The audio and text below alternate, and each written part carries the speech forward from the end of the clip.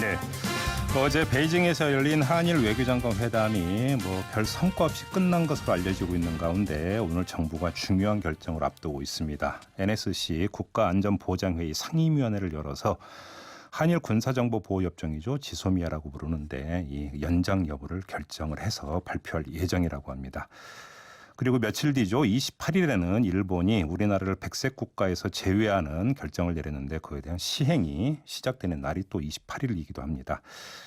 상당히 분주하고도 중요한 그 기간인 것 같은데요. 자, 우리가 어떻게 해야 되는 건지 이분 연결해서 입장 들어보겠습니다. 더불어민주당 일본 경제침략 대책특위위원장을 맡고 있는 최재성 의원 연결하겠습니다. 의원님 나와 계시죠? 안녕하세요. 네, 안녕하세요. 오늘 지소미아 그 연장 여부가 결정이 될 예정인데요. 어떻게 전망하십니까, 의원님은?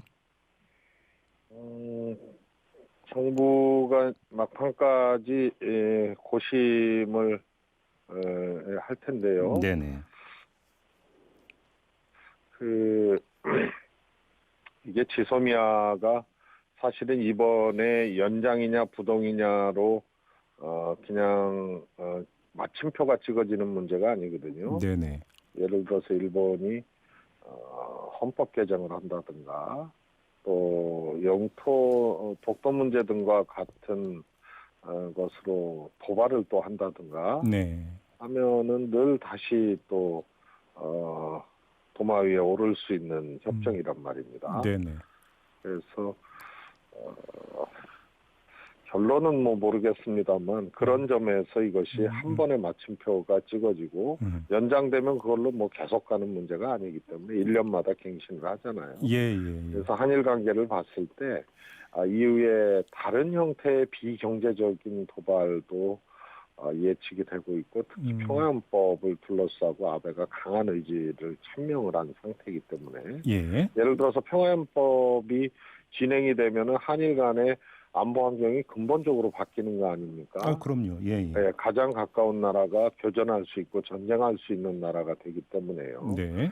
그리고 더 나아가서 미국 중심의 한미일 안보협력 체계도 사실 흔들리게 되는 게 이제 평화헌법 개정이거든요. 예. 그래서 그런 점에서 이것은 마침표는 아니다. 이번에 연장이냐 연장 부동이냐가. 네. 그래서 여러 정황을 봤을 때 정부도 그런 고민에 포인트가 있지 않겠냐. 마침표가 아니다. 예. 저는 그렇게 좀 보고 있습니다. 알겠습니다. 좀 약간 이제 비유적으로 그 말씀을 해주셔서 추가 질문을 좀 드려야 될 것 같은데요. 그 전에 우리 애청자 여러분 유튜브 라이브로 함께해 주십시오. 김종배의 시선집중 유튜브에 들어가셔서 검색하시면 되고요. 문자 참여도 가능합니다. 샵 8001로 보내주시면 되는데요. 이 문자는 짧은 글은 50원, 긴 글은 100원의 정보 이용료가 부과된 점은 좀 참고를 하시고요. 지금 이제 그 위원장님께서 이제 마침표 이 이제 비유를 쓰셨는데 그 이야기는 오늘 결정이 도 아니면 이런 식으로 딱 부러지는 이런 게 아닐 수도 있다. 이런 뜻으로 그 이해를 하면 되는 겁니까? 오늘 어떤 식으로 결정이 되더라도 네. 예를 들어서 연장이 된다. 그러니까 우리가 아무 입장 표명을 안 하면 자동 연장되는 거거든요. 예. 24일 날. 예. 그래서 연장이 된다 하더라도 그걸로 정보협정은 마침표가 찍어진다는 게 아니죠. 다시 언제든지 튀어나올 수 있는 문제라는 거죠. 그러면 아까 이제 말씀드렸던 이유로 일단 오늘은 그냥 그 연장 결정으로 갈 가능성이 있다 이렇게 보시는 거네요. 그러면 글쎄 제가 그것은 속단할 수 없는 일이지만요. 네. 이제 고민의 포인트가 연장이냐 아니냐 보다 아무래도 연장을 하더라도 이것은 다시 나올 수 있는 문제 아니냐. 혹시 지금 그 말씀이 지금 이제 그 일각에서 나오고 있는 연장을 하되 실질적으로 정보 교류는 하지 않는 방안 이게 좀 그 이야기가 된 바가 있지 않습니까? 이것도 그 충분히 정부가 검토할 수 있는 방안이라고 보세요? 그럴 수 있는데요. 예. 이게 사실 이 협정이 어떤 강한 강제력을 갖는 협정은 아니거든요. 네네. 그러니까 정확히 얘기하면 1년마다 연장하게 돼 있는데 연장에 아무런 의사표시를 안 하면 자동 연장이고 그렇죠. 90일 전에 외교적 방식으로 그냥 안 하겠다고 통보하면 되는 거거든요. 네네네. 그래서 그 내용적으로도 크게 강제력이 있는 것은 아닙니다. 그래서 그것도 뭐 생각해 볼 수 있는 일인데 그러나 그것은 요청이 있으면은 응해야 되는 게 또 협정 아닙니까? 예, 정보 예. 공개 요청이 예. 있으면은. 예. 그래서 그거는 뭐 생각은 해볼 수 있는 문제지만은 실효적이지는 않은 것 같습니다. 알겠습니다. 자, 지소미아 문제는 이제 그 정도로 가름하고요. 어제 이제 그 한중일 외교장관 회담이 열렸고 한일 외교장관이 만나기도 했는데 지금 이제 여기서 어떤 한일 간에 뭔가 타결이 이루어지지 않은 점에 이제 주목을 하던데요. 많은 언론은. 근데 좀 저는 각을 달리해서 한번 여쭤보고 싶은 게 이 한중일 외교장관 회담이라고 하는 게 원래 어떤 한중일 정상회담을 앞두고 열리는 준비 성격의 회담 아닌가요, 위원장님? 그렇습니다. 예. 자, 그렇게 본다면 지금 중요한 것은 그러니까 연말에 한중일 정상회담이 열리는 거가 논의가 됐을 거고 이거에 대한 이야기는 지금 안 나오고 있는데 혹시 파악된 내용이 있습니까? 뭐 제가 확인은 못했는데요. 예. 그것이 뭐 한일 정상 간의 양국 정상 간의 회담이면 뭐 이루어질 수도 있고 안 이루어질 수도 있는데요. 네네. 뭐 한중일 정상이다 그러면은 그것은 진행될 가능성이 크지 않나 싶습니다. 그렇게 보시는 거군요. 알겠습니다. 어제 저희가 이제 박지원 의원하고 인터뷰를 했는데요. 박지원 의원이 이런 말씀을 하시더라고요. 이제 10월인가 일본 나루히토 일왕의 어떤 즉위식이 예정이 되어 있는데 네, 10월 20일이죠. 예, 이거 뭐 이낙연 총리, 더 나아가서 문재인 대통령이 만약에 간다면 한일 관계가 녹을 수도 있다 이렇게 이야기를 하던데 어떻게 받아들이세요? 저는 박지원 의원님 뭐 특유의 그런 이제 화법이기도 하고 그런데요. 네. 대통령께서 가시면 눈 녹듯 뭐 이렇게 녹는다는 얘기는 무슨 이 양국의 이런 가파른 관계, 지금 이런 이제 사실상 충돌이죠. 네. 이런 걸 서정시 쓰듯이 할 수는 없는 거거든요. 현실은 냉혹하다. 이 상황에서 일본의 천황제도라는 것은 잘 알지만은 사실 전범국가 일본의 정점에 있는 거거든요. 네. 그리고 조금 아베 총리하고 조금 결은 다르나 그러나 태평양 전쟁도 그렇고 식민 지배도 그렇고 또 지금 아베가 다시 전쟁할 수 있는 나라로 재무장을 기도하는 과정에서 이 천황제도를 거의 활용을 강력하게 하는 거거든요. 그러니까 지금 국가의 상징에서 국가의 원수로 헌법을 바꿔서 바꾸려고 하는 게 지금 아베의 생각이죠. 그렇습니다. 그래서 거기다가 지금 경제 침략을 해서 한일 간에 지금 충돌이 진행되고 있는 상황이잖아요. 여기에 저는 이런 논의를 처음부터 좀 마땅치 않다고 생각을 했습니다. 특사를 바로 보내라, 초기에. 정상회담으로 해결해라. 그렇게 해서 될 일이 아니거든요. 그래서 협상의 환경을 우리가 조성해 나가는, 그것도 유리하게 조성해 나가는 사전적인 전략들이 시행이 되면서 협상의 입구가 조금씩 열리는 거거든요. 그래서 지금 충돌의 시기인데 그것도 천황 즉위식에 대통령이 가셔서 한다는 거는 우선 우리 대한민국 국민이나 지금 얽히고 있는 문제, 충돌 이런 것을 전혀 감안하지 않는 일종의 이제 뭐라 그럴까요? 오히려 좀 현상에 이제 안 어울리는 말씀이라고 봅니다. 그렇게 보시는 거군요. 그럼 지금 그 위원장님의 이제 현실 진단은 아직도 일본의 기류는 누그러진 게 아니라 충돌은 계속되고 있고 침략은 계속되고 있다. 이런 상황 판단이신 것 같아요. 정리를 하면. 지금 그렇지 않습니까? 반도체 소재에 대한 규제 발표는 유지되고 있는 거고요. 그렇죠. 뭐 포토레지스트 EUV를 2건을 허가해 줬다는 것은 그게 개별 심사를 하고 있다는 얘기거든요. 그렇죠. 그래서 자유롭게 하던 것을 지금 껌껌이 개별 심사를 하고 있는 거고 그게 진행 중인 거고요. 그게 우리에 대한 공격이고 반도체 이 경쟁에서 이 공정이 흔들리고 있는 거거든요. 스트레스 하나로 반도체가 만들어지는 게 아니지 않습니까? 그래서 이런 상황이 돼서 지금은 충돌이 매일매일 일어나고 있는 상황인데요. 겉으로 소강 상태처럼 보이는 그런 착각을 하고 있는 시기입니다. 아, 예. 예, 이것은 착각이죠. 제도는 시행되고 있는 거거든요. 네네.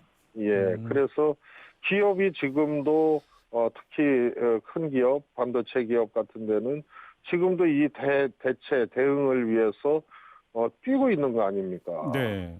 그리고 외교는 격전 중이고요. 음흠.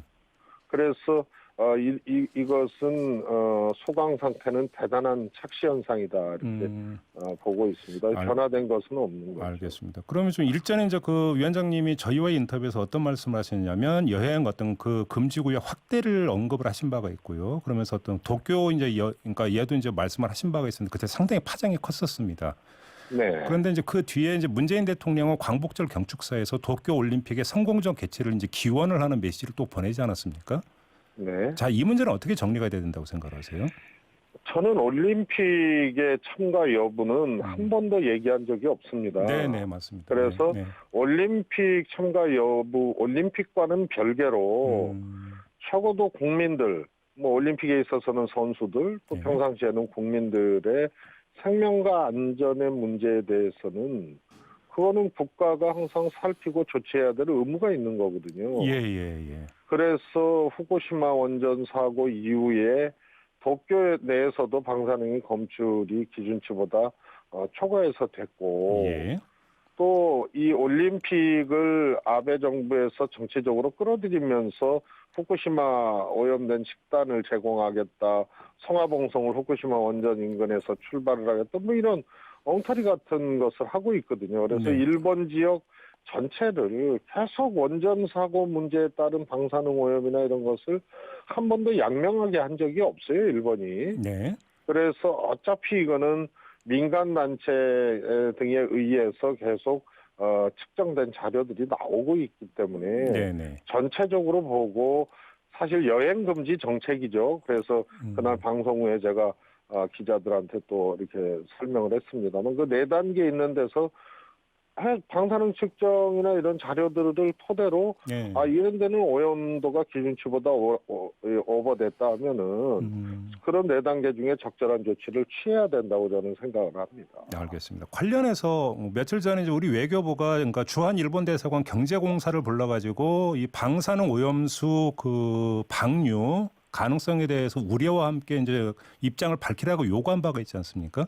네네. 자, 그러면 지금 우리 외교부는 일단 이제 그 일성을 뗐는데 그 후속적으로 다시 일본의 메시지나 조치를 요구를 해야 된다고 생각하세요? 그렇습니다. 그리고 이거는 또 이제 국제사회, 네. 또 이제 이런 이제 환경단체 등등과 이거는 이제 공조를 해야 될 문제고요. 이게 네. 한 번 요구로 끝날 문제가 아니라고 생각을 합니다. 네. 특히 이 사실은 이제 방사능 오염 측정부터 지금 일본 정부는 소위 말해서 이제 공기 중의 오염도를 측정하는 방식을 쓰고 있고 네. 시민사회나 이쪽의 환경단체 등등에 대해서는 주로 이제 토양 오염에 대해서 이 측정을 해서 결과치가 완전히 다르거든요. 네. 이 오염수 문제도 사실은 일본이 너무 야만적으로 저것을 지금 그냥 방출을 해버리겠다고 하는 문제이기 때문에 네. 이 태평양 연안 국가들과 공조를 하려고 해도 이게 오묘한 문제가 있습니다. 예를 들어서 뭐 미국 같은 경우에는 뭐 핵실험을 뭐 태평양에서 하고 네. 이러니까 서로 이제 조금 이 미묘한 부분들이 있거든요. 네. 그래서 우리가 또 환경단체 등등과 국제환경단체 등등과 공조해서 이것을 계속 제기를 해야 되는 문제죠. 그럼 한 혹시 번으로 이게 해결이 안 되죠. 그럼 이게 이제 그 정부 차원과는 별도로 지금 그 위원장님이 이끌고 있는 대책 특위에서도 그럼 뭔가 좀 어떤 구체적인 어떤 계획이 그러니까 그 행동 계획이나 이런 걸 준비를 하고 있는 건가요? 행동 계획을 특별히 하고 있지는 않습니다만 역시 이거는 또 국제 여론의 문제거든요. 예. 그래서 이거는 방출을 하더라도 아마 올림픽 후에 하지 않겠나 싶은데요. 그러게요. 예. 예. 뭐 일본도 뭐 그런 생각하지 않겠습니까? 네.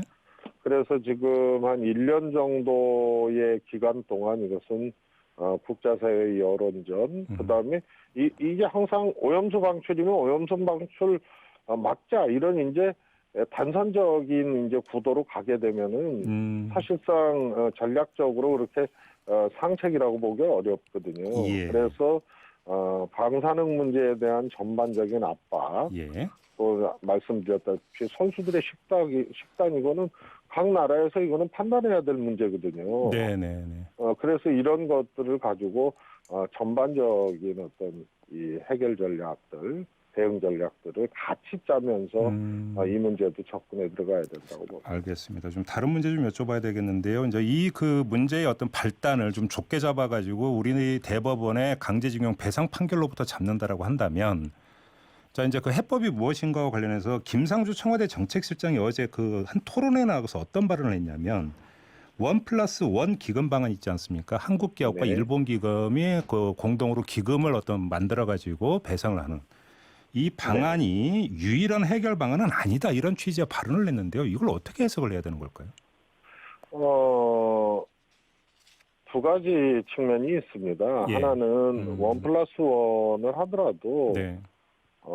당사자, 소송 당사자나 등 분들에게 분들을 설득해야 될 문제가 있거든요. 한국 정부가 그렇죠, 굉장히 그렇죠. 이제 부담을 안으면서 제안했던 거를 일본이 걷어찬 거거든요. 예. 그리고 이런 사례가 없습니다. 중국의 경우에도 중국 기업이 돈 내서 배상한 게 아니거든요. 일본 기업이 한 거고요. 네. 독일의 경우에도 나치와 그 동맹국은 일본입니다. 89개국 배상할 때도 독일 기업이 한 거예요. 네. 그래서 1+1도 굉장히 나간 건데 부담을 갖고 한 건데 이걸 걷어찼기 때문에 네. 이제 당사자 설득의 문제 부담이 있기 때문에 이것조차도 어렵다는 의미일 수도 있고요. 네. 이제 김상조 실장만은 예. 그리고 이런 식의 접근에 제3의 방법을 찾아야 되는 것 아니냐. 이런 의미, 이 두 가지 의미가 저는 같이 있다고 보는데요. 예. 그래서 뭐 1+1 플러스 알파 뭐 이런 식의 덧붙이기식의 어떤 새로운 이 해결 방안 이런 건 아니라고 봅니다. 그런 건 아니라고 보시는 거고요. 그래서 제3의 해결 방안 이런 것을 의미하지 않나 싶고요. 네. 이 문제는 저는 우리가 자꾸 어떤 해결 방안을 뭐 이렇게 내놓거나 일본 측에 제안하면 안 된다고 생각을 합니다. 우리가 먼저 움직일 이유가 없다 이런 말씀이시네요. 그렇습니다. 왜냐하면 대한민국의 경우에만 일본이 특별히 이 책임 회피를 하고 있는 거거든요. 알겠습니다. 예, 그래서 이거 협상도 마찬가지입니다. 무슨 외교부 장관 회담에서 무슨 기대를 하고 이건 사실 예견된 일 아닙니까? 네네. 그 기대를 하는 것 자체가 지금 사실은 주파수가 안 맞는 거거든요. 네. 그래서 이것도 우리가 자꾸 뭘 내놓고 뭐 정상회담으로 해라. 뭐 일본 천황 즉위식에 가면 해결된다. 특사본 해라.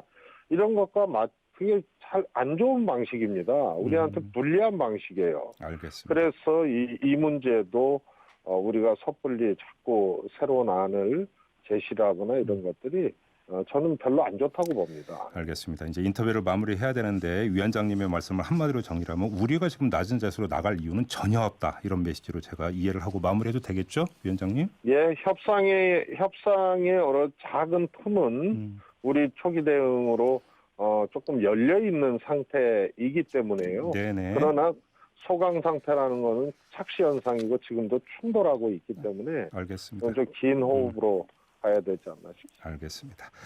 자, 오늘 말씀 여기까지 드려야 될 것 같습니다. 고맙습니다, 위원님. 예, 감사합니다. 네, 지금까지 더불어민주당 일본경제침략 대책특위 위원장을 맡고 있는 최재성 의원과 함께했습니다.